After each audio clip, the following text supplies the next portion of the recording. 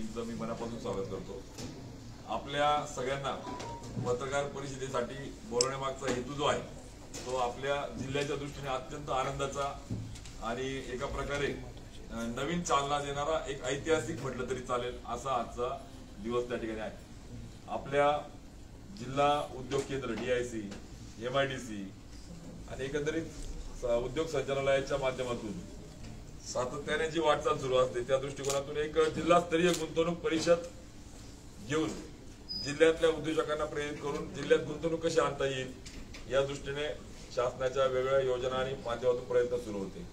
आज आपल्या जिल्ह्याचे आदरणीय पालकमंत्री गुलाबरावजी पाटील साहेब, आमचे नेते मंत्री आपले गिरीशभाऊ महाजन साहेब, तिसरे मंत्री आपले अनिलजी पाटील साहेब या तिघांच्या मार्गदर्शनाखाली सूचनेने आज मला सांगायला आपल्याला आनंद होईल की जळगाव जिल्ह्यामध्ये 26 प्रकल्पांच्या माध्यमातून जवळजवळ आजची जर आपण फिगर म्हटली तर 1200 कोटी रुपयाचे गुंतवणुकीचे आज सामंजस्य करार ज्याला आपण MOU म्हणतो त्याचे आज त्या ठिकाणी आदान प्रदान झालेला आहे। म्हणजे 26 प्रकल्पातून 1200 कोटी रुपयाची गुंतवणूक येणाऱ्या काळामध्ये जिल्ह्यामध्ये होते हा एक ऐतिहासिक क्षण आजचा आपला त्या ठिकाणी आहे।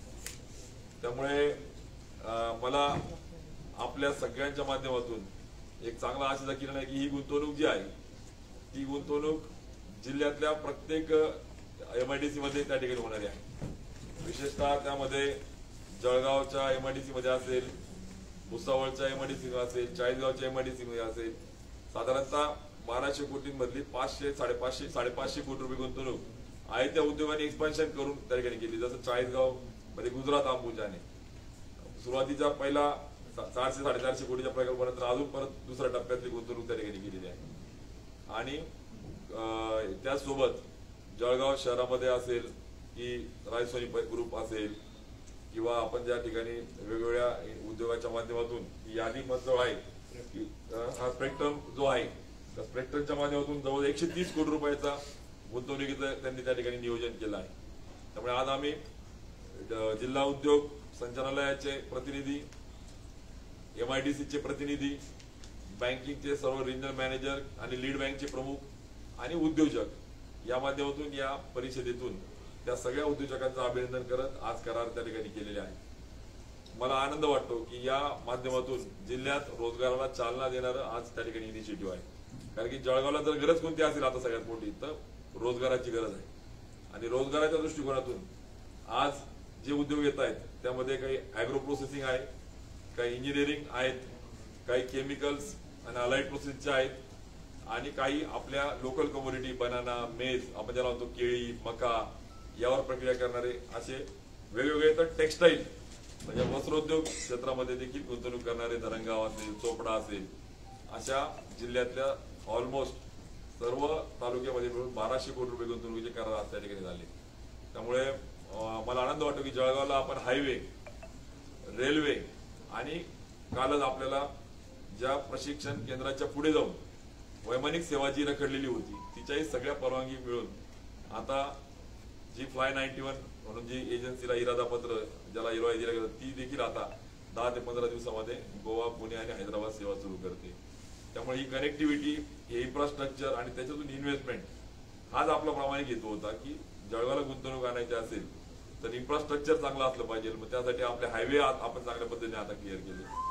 दुसरं, रेल्वेच्या माध्यमातून आपल्या जळगाव तालुक्यातले जवळजवळ 6 स्टेशन्स हे अमृत स्टेशन मध्ये आले। तिसरं की जळगाव जिल्ह्यामधला आज आपण जर विचार केला आपल्या माध्यमातून मला जिल्ह्यातल्या विशेषतः तरुणाई किंवा गुंतवणूकदार, उद्योजक किंवा या सगळ्या क्षेत्रातल्या घटकांना पोहोचवण्यासाठी मला आनंद होईल की जळगाव आपला असा जिल्हा आहे की ज्यामध्ये मनमाडून एका बाजूला येताना पुणे साऊथ आपण ज्याला संभाजीनगर दुसरा ट्रॅक असेल, तिसरा मुंबईहून असेल की जो मनमाडून जळगाव भुसावळ येतो, दुसरा जो गुजरात उधना नंदुरबार मार्गे जळगाव मध्ये येतो, एका बाजूने नागपूर दिल्लीहून येणारा ट्रॅक मनमाड ते भुसावळ मधलं जे कंजक्शन आहे हे सगळ्यात मोठं कंजक्शन ट्रॅफिक असलेलं सेंटर त्या ठिकाणी होतं। आणि याचा परिणाम स्वरूप मला असं वाटतं, आनंद वाटतो सांगायला की ट्रॅफिक कंजक्शन कमी करून गुड्स कॅरियर माल वाहतुकीतून उद्योगाला देखील चालना कशी मिळेल आणि ट्रॅफिकला पण फ्री होऊन आपल्याला प्रवाशांना देखील जास्त सेवा कशी मिळेल याच्यावर सोल्युशन निघत नव्हतं, अपेक्षा वाढत होत्या. आणि प्रधानमंत्री महोदय, रेल्वे मंत्री महोदय यांना आमचे नेते आणि आम्ही खासदार, दोघं खासदार, आम्ही त्या ठिकाणी विनंती केली आणि त्यांच्या लक्षामध्ये आणून दिलं की पाचोरा जामनेर रेल्वे जी आहे तिचं इलेक्ट्रिफिकेशन करत असताना, तिचं मॉडर्नायझेशन करत असताना तो बोदवडला जोडून जर त्या ठिकाणी माल वाहतुकीसाठी, गुड्स कॅरियरसाठी बायपास केला तर जळगावला येणाऱ्या ट्रेनला देखील आपल्याला सुविधा मिळेल. आणि मी यासाठी आपल्याला उल्लेख करतोय की ही परिषद रेल्वेची नाही, आपली उद्योगाची आहे. पण हा गुड्स कॅरियर मार्ग जो आहे हा फक्त माल वाहतुकीसाठी होणार नाही, तर हा इंडस्ट्रियल कॉरिडॉर होणार आहे. उद्योगासाठी चालना मिळणारा हब तयार होतोय पाचोरा जामनेर बोदवड. त्यामुळे निश्चितच मग धुळे चाळीसगाव असेल, पाचोरा जामनेर बोदवड असेल, मग जळगावून धरणगाव मार्गे उतना जाणारा असेल, या 3-4 लाईनचं काम करून रेल्वेचे आधुनिकीकरण त्या ठिकाणी चांगल्या पद्धतीने केलंय.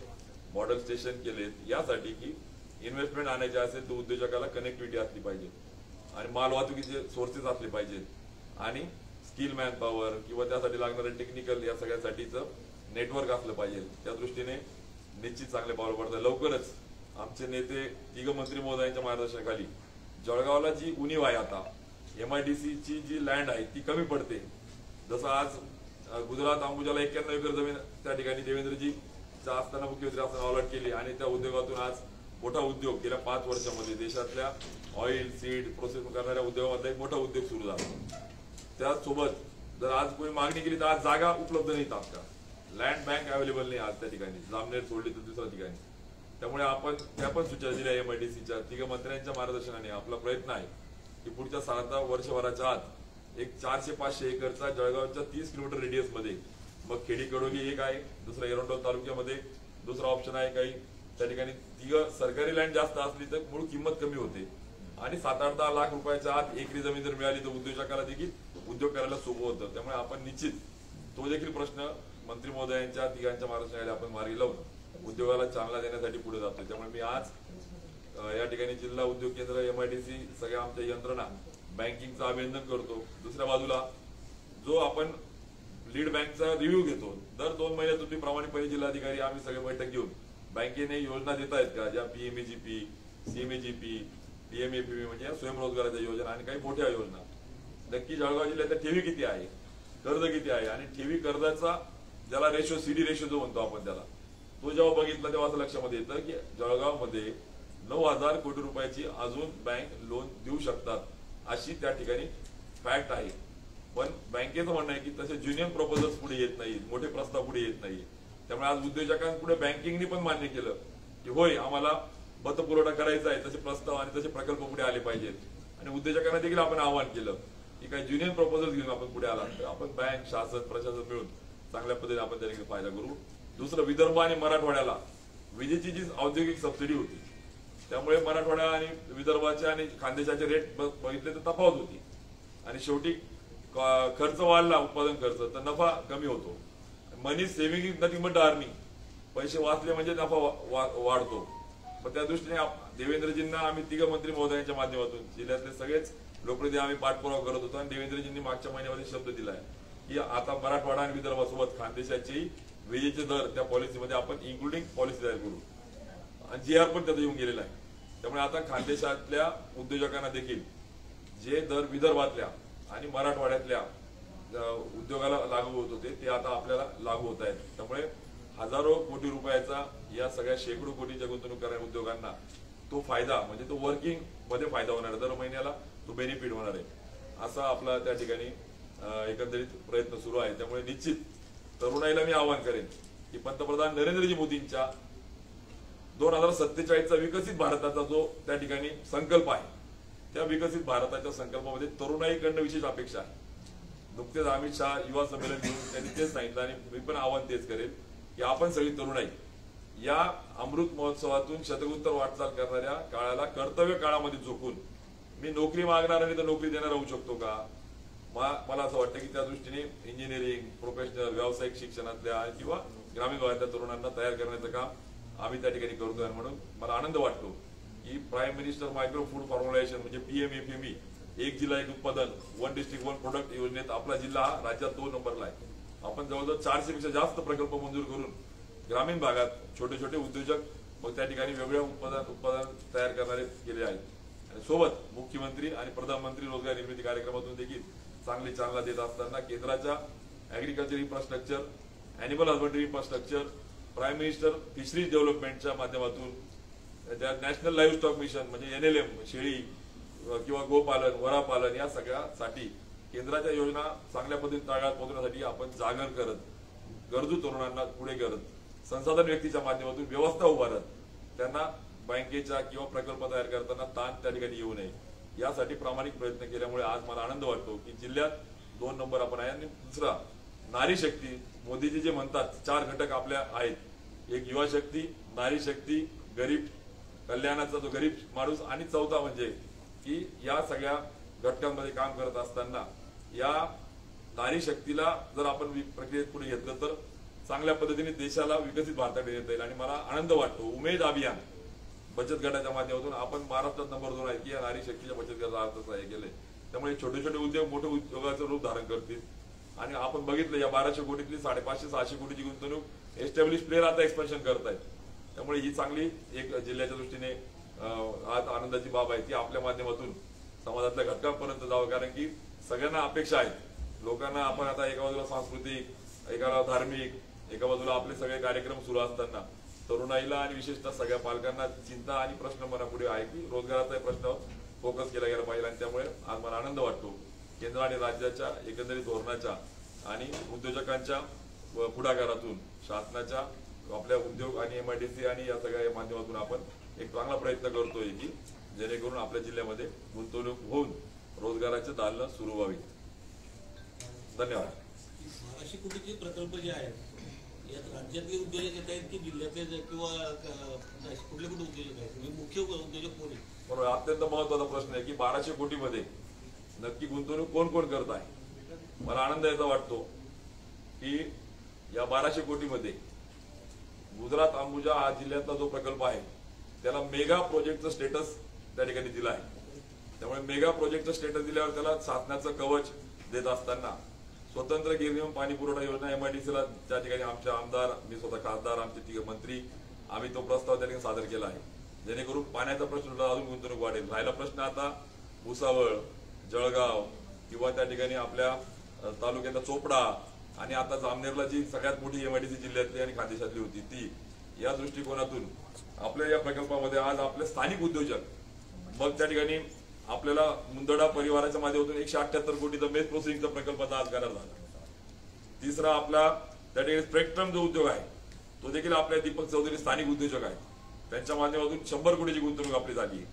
चोपडा तालुक्यामध्ये सहयोग बायो क्लीन फ्युएल म्हणून 70 कोटी रुपये बायो CNG, बायोकोल याच्यावर प्रक्रिया करणाऱ्या उद्योगाचा आज करार झालेला आपला. आणि विशेष म्हणजे निमित भालचंद्र पाटील जे आपले जळगाव पीपलचे भालचंद्र पाटलांचे चिरंजीव यांच्या केमिकल्सच्या उद्योगातले काही त्या ठिकाणी वेगवेगळ्या आपल्या पाळदी म्हणजे धरणगाव तालुक्यातल्या तरुणाईने कासट परिवाराने टेक्सटाईलच्या संदर्भात MOU झाले. त्यामुळे वस्त्रोद्योग, फूड प्रोसेसिंग, केमिकल्स आणि अॅग्रो प्रोसेसिंगच्या साठी यामध्ये 1200 कोटीमध्ये साधारणतः आनंद याचा आहे की 500 कोटी रुपयाच्या स्थानिक भूमिपुत्रांनी गुंतवणूक केलेली आहे. त्यामुळे तो पण आनंदाचा आहे की स्थानिक नोकरी केवळ मागत नाही तर आता ते उद्योगात पण येत आहेत. असे जवळजवळ छोट्या छोट्या 10-20 कोटीपासून तर 100 कोटीपर्यंत स्थानिक उद्योजकांची देखील गुंतवणूक त्या ठिकाणी होऊन आज करार त्या ठिकाणी झालेले आहेत. या करारामधून किती लोकांना रोजगार मिळेल, किती लोकांना? कारण हे जे तुम्ही सांगितलेले उद्योग ऑलरेडी इथे आहे त्याच्यामध्ये किती मुलांना उद्योग मिळालेला आहे, आता किती मुलांना संधी मिळेल? 1200 कोटी रुपयाच्या गुंतवणुकीतून 36 प्रकल्पांच्या सामंजस्य करारातून 3623 रोजगार त्या ठिकाणी निर्माण होईल अशी या प्रकल्पाची क्षमता त्या ठिकाणी आहे. आता पुढच्या काळात जबाबदारी अशी आहे की यांना लँड, यांना युटिलिटीज, पाणी, वीज या सगळ्या व्यवस्थित देऊन या उद्योगाला ताकदीने उभं कसं करता येईल ते काम शासन प्रशासन म्हणून आपण सहयोग करू जेणेकरून तरुणाईला चांगला होईल. आणि याच्यामुळे बॅकवर्ड फॉरवर्ड वेगळं आहे. ट्रान्सपोर्ट इंडस्ट्रीला वेगळं मिळेल, हॉटेल इंडस्ट्रीला, रेस्टॉरंट इंडस्ट्रीला म्हणजे इनडायरेक्ट वेजेस खूप आहेत. हा डायरेक्ट रोजगार आहे, हा प्रत्यक्ष रोजगार आहे आणि हा प्रत्यक्ष रोजगार त्या माध्यमातून बॅकवर्ड फॉरवर्ड लिंकेज मधून मोठा तयार होणार आहे. त्यामुळे चांगली जिल्ह्याच्या दृष्टीने अत्यंत आनंदाची म्हणजे मी तो प्रत्येकाला मनापासून आनंद होणारा आजचा हा दिवस आज तरी आहे. दादा अनेक उद्योग आपल्याकडे जळगावला येतात थांबतात अनेकदा परत जातात. तर उद्योग आणल्यानंतर ते इथं टिकून राहावेत, त्यांना स्थानिक जे प्रशासन आहेत किंवा जे इन्स्पेक्टर राज आहे, कागदपत्र आहे, सर्व प्रकारचं सहकार्य व्हावं जेणेकरून ते इथे येऊन टिकून राहावेत, याच्यासाठी सुद्धा प्रयत्न हवे. कायदे मंडळाचा सदस्य आहे नात्यानं मी आमदार म्हणून देखील काम केलंय, खासदार म्हणून देखील काम करतोय. कायदे मंडळाच्या माध्यमातून मला सांगायला आनंद होईल की उद्योगाला जर ताकद द्यायची असेल तर कायदे देखील त्या पद्धतीने असले पाहिजे. मग लेबर ऍक्ट पासून तर फॅक्टरी ऍक्ट पर्यंत वेगवेगळ्या, मग पोल्युशन सेफ्टी पासून तर त्या ठिकाणी असलेल्या सगळ्या धोरणांमध्ये आमूलाग्र बदल करत पहिल्यांदा मोठ्या प्रमाणात अमेंडमेंट 75 वर्षामध्ये या मागच्या 24 महिन्यामध्ये झालेले आहे. त्यामुळे जे मागच्या काळामध्ये इन्स्पेक्टर राज होतं, बरोबर आहे का, ते राज कमी करून त्यामध्ये ट्रान्सपरन्सी कशी आणता येईल. मग साधा इन्कम टॅक्सचं आपण ज्याला म्हणतो फेसलेस त्या ठिकाणी कशा पद्धतीने आपल्याला प्रोसेस करता येईल जेणेकरून व्यक्तीचा संपर्क आला नाही तर मग करप्शन त्या ठिकाणी येणार नाही. अशा आमूलाग्र त्या ठिकाणी GST, one nation one tax, जीएसटीच्या धोरणामधून मग त्याला वेगळे करायचे, जे आकारणी केली जायची, वेगळे इन्स्पेक्टर त्या ठिकाणी जायचे, असे धोरणं तयार झाल्याने निश्चित मागच्या काळातले जे अनुभव आलेले होते की उद्योगाला चालना देणाऱ्या ऐवजी काही ठिकाणी त्रागा होणारी धोरणं होती. त्यामुळे मला असं वाटतं आपण सगळे मिळून, मी आणि माझा जळगाव जिल्हा, आपण मनापासून प्रेम करून जर आपल्या जिल्ह्याची उंची, आपले सकारात्मक वाढ होते, उद्योगाला देखील चालना मिळेल. त्याचं एक उदाहरण आहे गुजरात अंबुजाचे या ठिकाणी आता आहेत उद्योजक ज्यांनी 24 महिन्यामध्ये 400 कोटीची गुंतवणूक केली. 5 वर्ष उद्योग चालवल्यानंतर परत 400 कोटीची गुंतवणूक वाढवत आहे. म्हणजे आज जिल्ह्यामध्ये 700-800 कोटीच्या दरम्यान जी गुंतवणूक होते त्याच्याने जवळजवळ 1000 टन मका प्रक्रिया रोज म्हटलं आज, तर रोज आज विचार करा त्याच्या मागच्या रोज शेकडो ट्रक्स ट्रान्सपोर्ट आणि आपल्या जिल्ह्यातला मका, त्याच्यापासून बाहेरचा मका, मग हमालापासून म्हणजे आपण ज्याला म्हणतो अनस्किल्ड लेबर पासून तर टेक्निकल पासून तर इंजिनियर पर्यंत एक चालना देणारा हा सगळा आजचा उपक्रम आहे. दादा, एक विषय असा होता की आता पास आउट म्हणजे सगळे बाहेर निघतात, स्पेसिफिक इंजिनिअरिंग सेक्टर मधले जे मुलं आहेत सगळे मुंबई, पुणे, हैदराबाद, बेंगलोर या दिशेने जातात. तीच मुलं जळगाव जिल्ह्यात थांबावे, त्यांच्या अँगलने या ठिकाणी इंडस्ट्री उभी राहावी म्हणून ते प्रयत्न आहेत का? 65 तुम्ही म्हणता का एज का? नाही, सुदैवाने माझं इंजिनिअरिंगचं शिक्षण झालं, असतं मी स्वतः ते अनुभवलं आहे. पास आउट झाल्यावर लोकल स्कोप नसल्याने, म्हणजे आपण ज्याला म्हणतो application of the knowledge is the engineering, जर माझं ज्ञान अवलंब किंवा त्याला काम करायला संधी नसेल तर मग बाहेरगावी स्थलांतरित होतात. पुन्हा आई वडिलांना, पुन्हा मुलाला, पुन्हा भूमिपुत्राला वाटत नाही की मी घर सोडून जावं, पण दुर्दैवाने स्कोप नसल्याने त्याला बाहेर जावं लागतं. आणि म्हणून आज या कार्यशाळेमध्ये स्थलांतरण कमी करण्याच्या दृष्टिकोनातून व्होकल फॉर लोकल जो पंतप्रधान मोदींचा नारा आहे, आज आपल्या जिल्ह्यामध्ये 80,000 एकराच्या दरम्यान लिंबूची लागवड आहे. लेमन ऑइल, पेक्टेन, लिंबूचं पिकल, लेमनवर आपण काय करू शकतो. बनाना, आशिया खंडातल्या सगळ्यात जास्त बनाना क्षेत्र असलेल्यापैकी एक आपला खानदेश मधला जळगाव आहे. मग बनाना एक्सपोर्टला लोकल भूमिपुत्र कसे तयार होऊ शकतात, मग त्याला रायपनिंग, त्याला पॅकेजिंग, त्याला फॉरवर्डिंग, त्याला एक्सपोर्ट, मग आता JNPT बंदराशी जोडणे, आणि आता आपल्यासारख्या संस्था जळगावला येत आहेत.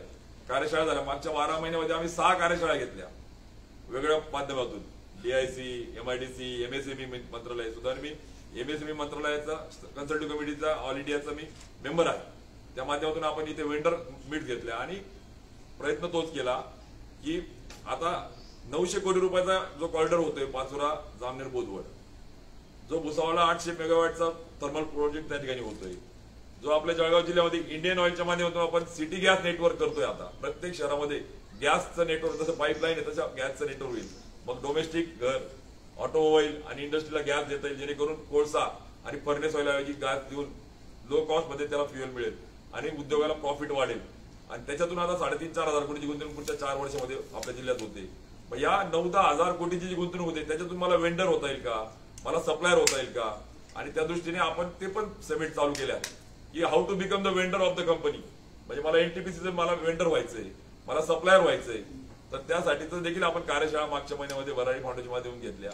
त्यामुळे आपला प्रयत्न आहे की स्थानिक तरुणांना बाहेर जाण्याऐवजी इथे काम कसं करता येईल. मग आपण डाळ, प्लास्टिक, त्यासोबत कापूस या सगळ्या कमोडिटीवर पण आपल्याला पुढे जाता येऊ शकतं आणि तो फोकस आपण करतोय. आणि म्हणून मला असं वाटतं की रोजगार आणि स्वयंरोजगाराच्या योजना ज्या आहेत त्या पहिल्या वेळेस इतक्या येतात की विनातारण 1 लाखापासून तर 5 कोटीपर्यंतच्या कर्ज मिळणाऱ्या सर्वसामान्य तरुणांसाठी योजना आहेत.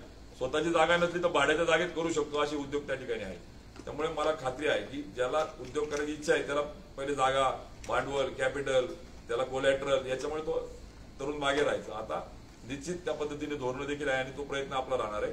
मी देखील तरुणांना आवाहन करेन की नोकरी मागणारा पेक्षा नोकरी देणारा व्हायचा असेल तर काही कौशल्य आपल्याला विकसित करावं लागेल.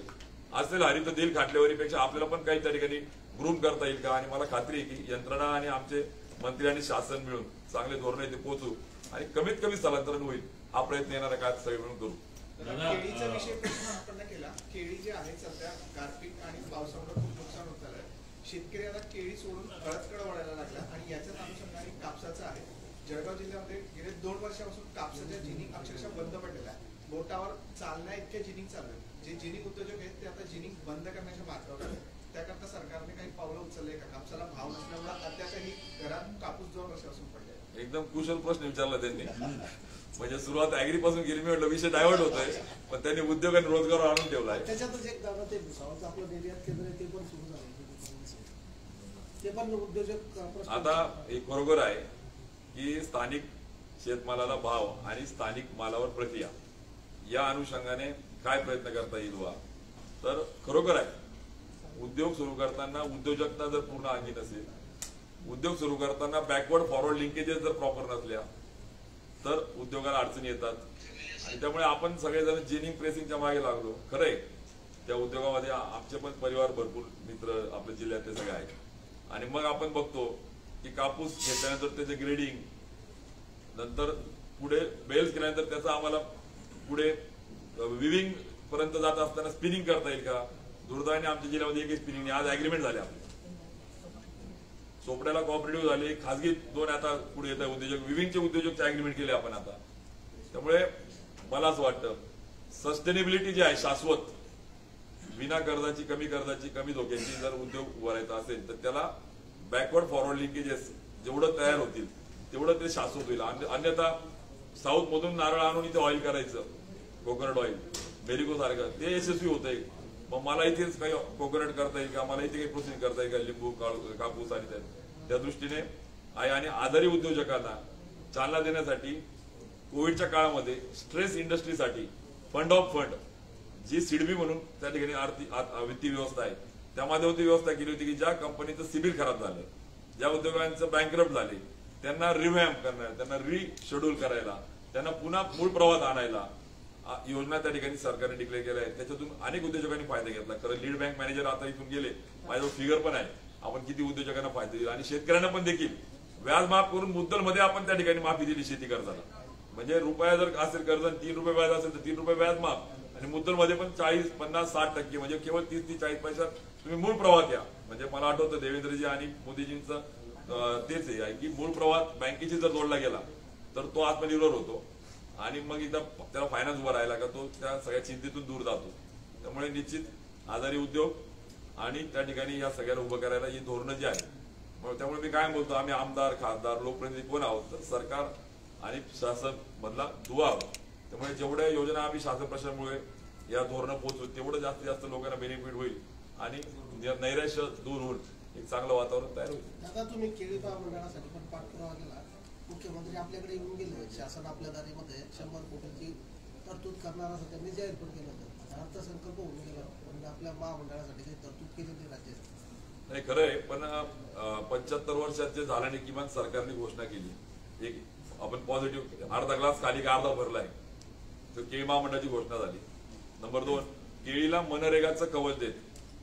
ज्या केळीसाठी भांडवली गुंतवणूक जास्त होती ती आता मनरेगा केंद्र सरकारच्या 1,10,000 कोटीचं बजेट असलेली, ज्याला लागेल तेवढा पैसा मिळू शकतो पण पात्रतेने आणि योग्यतेने जा, तर केळीचा पण समावेश केला आपण. त्यामध्ये फुलांचाही समावेश केला, गुलाब, त्याच्यामध्ये आपण या सारख्या घटक घेतल्याने आपल्या जिल्ह्यातल्या अनेक शेतकऱ्यांना आता त्याचा फायदा होतोय.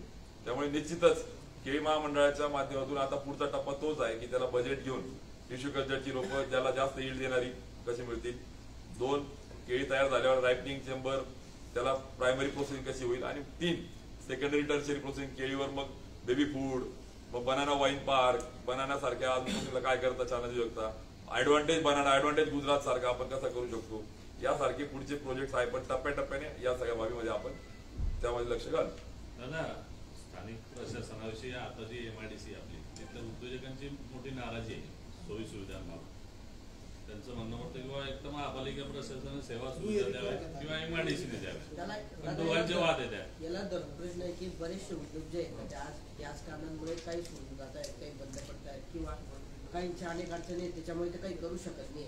त्यांना वेगवेगळे प्रॉब्लेम सॉल्व्ह होत आहेत पण ते सुटत नाहीत प्रश्न. या संदर्भातलं काही तुमच्याकडे काही नियोजन आहे? माझ्या प्रश्नाचा पण रोग सुरुवातीला तोच होता की जळगावला जे उद्योग येतात त्यांना प्रशासकीय पातळीवर, औद्योगिक पातळीवर डॉक्युमेंटेशन असतील किंवा वॉटर सप्लाय असेल, इलेक्ट्रिक, अनेक अशा अनंत अडचणी असतात की जे आलेले प्रकल्प ते पण झाले मोठे मोठे पण चालले गेले. अत्यंत पोषक वातावरण आपल्याला वस्तुस्थिती आहे. पण तुम्हाला सांगायला मला आनंद होईल, बघा आता साधारणतः 7 ते 8 लाखाच्या वर कामगार हे आपल्या सरकारची जी आपण ज्याला म्हणतो की ESI या योजनेचे सदस्य आहे, बरोबर आहे का? ESI योजनेतल्या यांना आरोग्याचं कवच देण्यासाठी हॉस्पिटल असले पाहिजे. दुर्दैवाने आपल्या जिल्ह्यात हॉस्पिटल नव्हतं. आपण आता लँड मिळवली, त्याला पैसा मिळवला आणि त्याचा आता टेंडर प्रोसेस आहे. म्हणजे आता या 7-8 लाख कामगारांना आरोग्याची यंत्रणा देणारी स्वतंत्र यंत्रणा की ज्याच्यात पूर्णपणे मोफत दुर्दैवाने काही संकट आलं तर आरोग्याच्या सुविधा मिळतील. नंबर 1. नंबर 2, तुम्ही जे म्हटले आता की MIDCच्या आम्ही उद्योजकांच्या बैठका सातत्याने ज्या घेत होतो त्यात लक्ष आलं आपण इथे लाइटिंग ज्या विद्युत व्यवस्था पाहिजे होत्या त्या. नंबर 2, ट्रान्सफॉर्मर इथे खरोखर लोड आणि सप्लाय याच्यावर तफावत होती, त्यामुळे लोड शेडिंग व्हायचं, डिस्टर्बन्स व्हायचे, फॉल्ट जास्त व्हायचे. तर आपण जळगाव शहरामध्ये 4 मोठे सबस्टेशन मंजूर करून घेतले केंद्र सरकारच्या योजनेतून. आणि जळगावने तर बाकी तालुक्यामध्ये जेवढी डिमांड होती तेवढे सबस्टेशन मंजूर केले. मधल्या काळात जागा नव्हती तर तोही पाठपुरावा आपण कलेक्टर, आमचे मंत्री महोदय, उद्योग मंत्री आणि MIDCतले आपण काही प्लॉट्स होते, आम्ही सांगितलं की ते खाजगी उद्योजक तिथे सबस्टेशन करा. आणि आता तो पण प्रश्न सुटलाय. त्यामुळे त्यांना सुरळीत वीज पुरवठा कसा मिळेल. पाणी पुरवठ्यासाठी आता शेळगाव बॅरेज जो अनेक वर्ष रखडला होता, माननीय गिरीश भाऊ ज्यावेळेस मंत्री झाले त्याला केंद्रीय योजनेचं कवच मिळालं बळीराजा जल संजीवनी, आणि आता शेळगाव बॅरेज पूर्ण झाले. त्यामुळे आता जळगावला पिण्याच्या पाण्याच्या सोबत उद्योगाच्या पाण्याचं आरक्षण त्यामध्ये ऑलरेडी केलंय आपण. म्हणजे जळगावला उद्या मोठी इंडस्ट्री आली एखादी जिचं वॉटर कन्झम्पशन जास्त आहे तरी प्रोव्हिजन आहे आपल्याकडे. इतर ठिकाणी पाण्याचं प्रोव्हिजन नाही, आपण वॉटर रिझर्वेशन केलेलं आहे त्या उद्योगासाठी. त्यामुळे जळगावला आता आपण त्या दृष्टीने पाणी, वीज, रस्त्यासाठी आपण जवळजवळ 22 कोटी रुपये रस्ते आणि लाईट्स, आणि आता CETP common effluent treatment plant एक सामूहिक सांडपाणी प्रकल्प जो आहे त्याचा देखील प्रस्ताव आपण पाठवला आहे. आणि जसं आता चाळीसगाव MIDCला जामदा पाणी कमी पडतंय तर आपण डायरेक्ट गिरण्यावरचा प्रकल्प सादर केला आहे तो आपण. त्यामुळे या सगळ्या उद्योगाला पाणी, वीज, त्याला प्रोसेसिंग, सांडपाणी आणि ज्या यंत्रणा होत्या PF, पोल्युशन, या सगळ्या बैठक घेऊन आपण वेळोवेळी त्यांना याद दिलाय की उद्योजकांना त्रास देऊ नका, कारण की उद्योग तरले तर रोजगार टिकेल. त्यामुळे आपला प्रयत्न तो आहे की युनियन बाजी किंवा PF किंवा पोल्युशन यासारख्या कुठल्याही छोट्या छोट्या अडचणी उद्योग ग्रासला जायला नको, त्यासाठीची आपण काळजी घेतो. आता एक उद्योगांसाठी महत्वाचा घटक म्हणजे दळणवळणाचा विषय आहे. जसं आपला विमानतळाचा विषय झाला होता, आता दुसरी लोकसभा लागणार आहे काही दिवसांनी, तरी पण ते आपलं विमान सेवा जी ती सुरू होऊ शकलेली नाही. म्हणजे घोषणा होते तशी ही 36 प्रकल्पांची नुसती घोषणाच असेल की प्रत्यक्षात सुरू होतील ते, कारण विमानतळाचीच अडचण आहे, बाकीच्या पण बऱ्याच अडचणी आहेत. खरं आहे, आपण लँड ऍक्विजिशन केली, विमानतळासाठी बेसिक इन्फ्रास्ट्रक्चर केलं, पण विमान सेवा पुरवणाऱ्याला लागणार काय की त्याला बिझनेस मिळतोय का. जर त्याचं 85 सीटर विमानाला जर ऑक्युपन्सी 60, 70, 80 होत नसेल, जर त्याला 35-40% ऑक्युपन्सी होत असेल तो नफ्यामध्ये जर येत नाही तो तोट्यामध्ये कोणती सेवा देणार नाही. म्हणून पंतप्रधान मोदीजींनी उडे देश का आम नागरिक उडान योजना आणली, आणि उडान योजनेला केंद्र सरकारने अनुदान दिलं. म्हणजे आज अक्षरशः 2200 रुपयात मुंबई अहमदाबाद सेवा सुरू झाली आपली. दुर्दैवाने ट्रूजेट कंपनी लिक्विडेशन मध्ये गेली आणि मग आपण 5 निविदा काढल्या. 5 निविदा काढल्यानंतर लक्षात असं आलं की जळगावला नाईट लँडिंग नाही. म्हणजे संध्याकाळी 5 नंतर किंवा दिवसा जर क्लाउडी वातावरण झालं तर ते विमान फिरायचं आणि परत अहमदाबाद किंवा मुंबई जायचं, असं अनेक प्रवाशांना त्रास सहन करावा लागला. मग त्यासाठी लक्षामध्ये आलं की इथे नाईट लँडिंग असलं पाहिजे, इथली जी सॅटेलाइट यंत्रणा सक्षम असली पाहिजे. आणि आपण जवळजवळ 40 ते 55 कोटीचा आपण तो प्रोजेक्ट सँक्शन केला, नाईट लँडिंग मिळवलं. म्हणजे मुंबई, पुणे, संभाजीनगर, नागपूर नंतर जळगाव आपलं एअरपोर्ट आहे की जिथे नाईट लँडिंग मिळालं, आपल्यानंतर शिर्डीला मिळालं आता. त्यामुळे अद्ययावत यंत्रणा नसल्या तर सेवा देणारे पुढे येत नाही, आणि मग आपण असं म्हणतो फक्त मागणी करतो आणि मग ते येत नाही. त्यामुळे माझा प्रयत्न तो होता की त्याला आपण इकोसिस्टीम जर चांगली दिली तर तो सस्टेन होईल. मग आता आपण नाईट लँडिंग दिली, आता आपण त्याला अट टाकली, जे फ्लाय 91ला जी निविदा दिली मंत्री महोदयांनी त्याला सांगितलं तुम्हाला जळगाव येणं भाग आहे, जळगावसाठी तुम्हाला करावं लागेल. आणि त्यांना आता व्हायबिलिटी गॅप फंडिंग VGF जर दुर्दैवाने काही तोटा झाला तर सरकार पण मदत करेल या विश्वासाने त्याला आपण पुढे आणलंय. आता त्यामुळे सुरू झालेल्या यंत्रणा टिकल्या पाहिजे त्यासाठीची काळजी घेत ही नवीन सुविधा जी केली आपण त्याला सगळ्या मान्यता घेतल्या. त्यामुळे मागच्या काळात जो अनुभव आला तो परत येऊन ती काळजी घेतली आपण, त्या व्यवस्था पण उभारल्या आहे. त्यामुळे आता जळगाव विमानतळाला एक चांगली चालना जी मिळेल त्यातून पुढे आपण नक्की जाऊ. कारण दादा फक्त मंत्री आणि बाहेरचे जे नेते असतील मोठे त्यांचे येण्या जाण्यासाठी विमानतळाचा वापर होतो सध्या. या लोकसभेच्या आधी प्रत्यक्षात खरोखर आपल्या 23,000 प्रवाशांनी आपल्या उडानचा फायदा घेतला जळगाव एअरपोर्टून ज्यावेळेस ते सुरू होतं. दुर्दैवाने नाईट लँडिंग नसल्यामुळे आणि ती कंपनी लिक्विडेशन मिळाल्यामुळे ते नाईलाज होता. कोणी पुढे 5 बीड काढले, कोणी पुढे देत नव्हती कंपनी. 5 वेळेस टेंडर फ्लोट केले की जळगाव विमानतळावर सेवेसाठी पुढे यावं. मग शेवटी 6व्या बीडला आता ही फ्लाय 91 आलेली. त्यामुळे आपल्याला मगाशी सांगितल्याप्रमाणे या व्यवस्था उभारल्या आणि ते टिकतील. नाईट लँडिंग नसतं तर परत ती काय झाली 5च्या आत जायचे, मग संध्याकाळी होत नाही. बाजूला थोडा डॅम आहे, क्लाउडी वातावरण झालं थोडं ढगाळ तर त्याला लँड करता येत नाही. कारण की नाईट लँडिंग नसलं तर सॅटेलाइट थ्रू त्याला ते जजमेंट येत नाही. त्यामुळे कोणी घेऊ शकत नाही. दुसरं धावपट्टीमध्ये थोडीशी अडचण होती. मागच्या बैठकीत जिल्हाधिकारी आणि आमचे मंत्री जे होते गिरीश भाऊ पालकमंत्री त्या गिरीश भाऊंनी ती सूचना केली महाराष्ट्र एअरपोर्ट डेव्हलपमेंट कॉर्पोरेशनला की छोटीशी लँड मधला तुकडा ऍक्वायर्ड झाला तर धावपट्टी देखील ती 1327 मीटर म्हणजे होणार ती झाली तर मोठे विमान पण उतरू शकतील. त्यामुळे आता तोही सूचना देऊन ती प्रोव्हिजन झालेली आहे. म्हणजे तोही आता प्रश्न सुटले. म्हणजे त्या ठिकाणी आपण आता बेसिक लॉजिस्टिकसाठी लागणाऱ्या गुड्स कॅरियरसाठी लागणाऱ्या प्रवाशांसाठी लागणाऱ्या विमानासाठी लागणाऱ्या नाईट लँडिंगसह या व्यवस्था सगळ्या केल्या आणि आता ती टिकेल अशी व्यवस्था आपण केली. आता मला एका बाजूला उद्योग जे आले आता दुसरा प्रश्न जो होता की या उद्योगाला जर आपण व्यवस्थित अर्थसहाय्यापासून तर सगळ्या युनिव्हर्सिटीची मदत केली तर गुंतवणूक होईल. ती उलट आता गुजरात अंबुजाचं मी अभिनंदन यासाठी करतो की 24 महिन्यात त्यांनी तो प्रोजेक्ट इन्स्टॉल केला. LOI झालं आणि 24 महिन्यात पूर्ण गुंतवणूक झाली आणि प्रोडक्शन सुरू केलं. आता जळगावमध्ये आपले स्पेक्ट्रम आहे 100 कोटीची गुंतवणूक करतायत. त्यामुळे त्यांना लागणाऱ्या व्यवस्था दिल्या तर त्यांना तो उद्योग करायचा आहे, त्यांना तो बिझनेस करायचा आहे. त्यांना फक्त आपण मदत करणं, त्यांना सहकार्य करणं आणि ते करू जेणेकरून पुढच्या काळामध्ये हा त्रास होणार नाही. याच्यासाठी वन विंडो परमिशन केल्या जातील आणि पॉलिसी मॅटर भरपूर आहे त्याच्यात आपण वेगवेगळ्या पद्धतीने मागणी केली. त्यामुळे मला वाटतं आता अजून काही एक शेवटचा प्रश्न घेऊ नंतर वाटलं बोलू आपण. पण आता या रिलेटेड एक काही प्रश्न आला तर बोलून इथं थांबू. यादी केव्हा जाहीर होणार उद्योगाची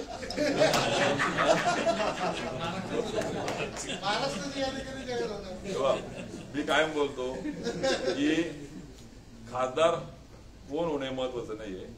या विकसित भारताच्या प्रवासात आपला जळगावचा लोकप्रतिनिधी ऍक्टिव्हली जळगावला पुढे येण्याचा असला पाहिजे आणि तो जो आहे त्याला आपण ऍक्टिव्ह करू. मी असो किंवा कोणी असो आपण काम करू जळगावच्या विकासात आपण पुढे राहूया. धन्यवाद.